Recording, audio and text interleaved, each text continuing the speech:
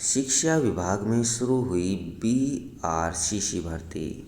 Primary और upper primary में भरे जाएंगे पद।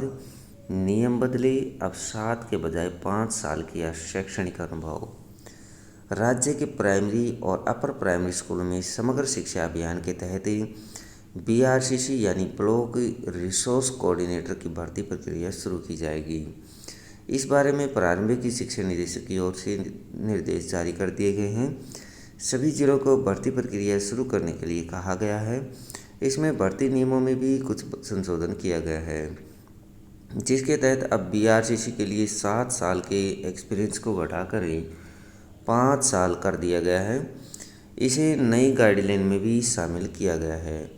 इसके साथ ही सभी जिलों में शेड्यूल जारी कर दिया गया है, जिसमें पहली मई से 10 मई के बीच बीआरसीसी के पदों को भरने के लिए आवेदन मांगे गए हैं।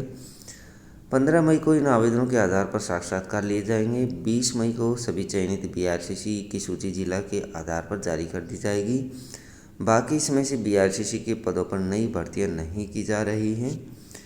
इसके साथ ही कई ऐसे ज़िले हैं जहां कई शिक्षक सालों से बीआरसीसी के पदों पर डटे हुए थे। हालांकि बीआरसीसी के पदों पर नियुक्तियां 3 साल के लिए ही होती हैं, लेकिन साठगांठ के चलते शिक्षक कई सालों से इन पदों पर डटे रहते हैं। ऐसे में अब नई भर्तियों में नया संशोधन किया गया है। करीब 2 महीने पहले ही शिक्षा विभाग में ब्लॉक रिसोर्स सेंटर को कोऑर्डिनेटर यानी बीआरसीसी के पद पर नई नियुक्तियां करने का फैसला लिया था। इसकी वजह थी कि इससे पहले इन पदों पर नियुक्त शिक्षक 3 साल से ज़्यादा का समय पूरा कर चुके थे। इसलिए नई नियुक्ति के लिए भर्ती विज्ञापन और नोटिस भी जारी कर दिए गए। सभी जिलों में यह प्रक्रिया भी शुरू हो गई थी।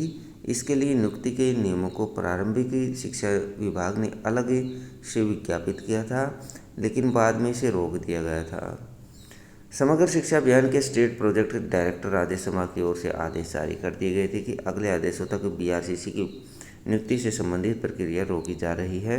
शिक्षा मंत्री रोहित ठाकुर ने उन्हें अपने कार्यालय बुलाकर निर्देश दिए थे कि बीआरसीसी नियुक्ति के लिए नियमों में कुछ बदलाव करने की सरकार सोच रही है।